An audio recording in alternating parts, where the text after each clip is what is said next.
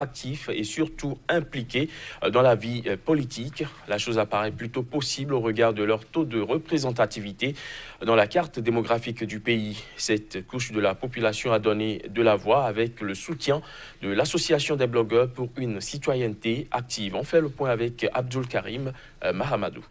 Dans les luttes politiques au Niger, les femmes et les jeunes ont toujours été à l'avant-garde des conquêtes du pouvoir au sein de toutes les formations politiques. Ils sont organisés en structures de femmes ou de jeunes.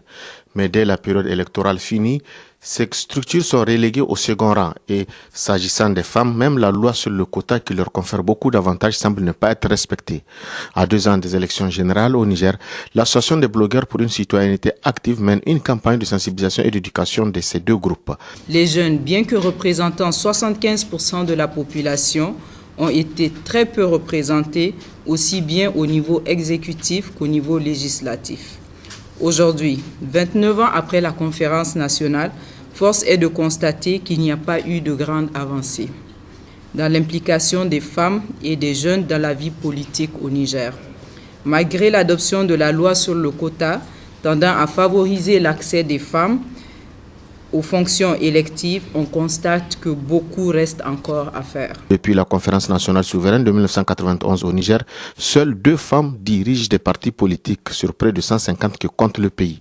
Une seule s'est portée candidate à la présidentielle en 2011. Son parti est jeune et regroupe en son sein autant de femmes que d'hommes. Je connais l'importance de la participation et de l'implication des femmes dans la politique, dans la vie de tous les jours, mais également dans la décision politique. C'est grâce à sa présence et à sa participation, à une bonne implication de la femme qu'on peut faire basculer, qu'on peut faire améliorer l'indice de développement humain dans notre pays. Donc j'en ai une claire conscience.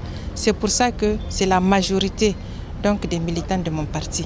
Aujourd'hui, de nombreux observateurs s'accordent à dire que les mentalités ont évolué au sein des partis politiques. Les militants, particulièrement les jeunes, le reconnaissent car ils sont de plus en plus promus à des postes de responsabilité. Amin, ce sont les jeunes en tout cas qui ont la voix.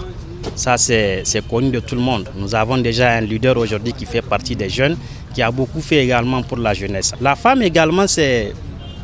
À chaque fois qu'on parle de jeunes également, il faudrait qu'il y ait un peu de femmes aux côtés. Donc, pour vous dire concrètement, à Amin, la femme, les jeunes, en tout cas, occupent une place de choix. Le pouvoir aux jeunes et aux femmes, c'est désormais le mot d'ordre de la nouvelle génération qui semble dire qu'il est grand temps à la vieille garde, notamment la classe politique post-conférence nationale, que l'avenir du pays est désormais son affaire.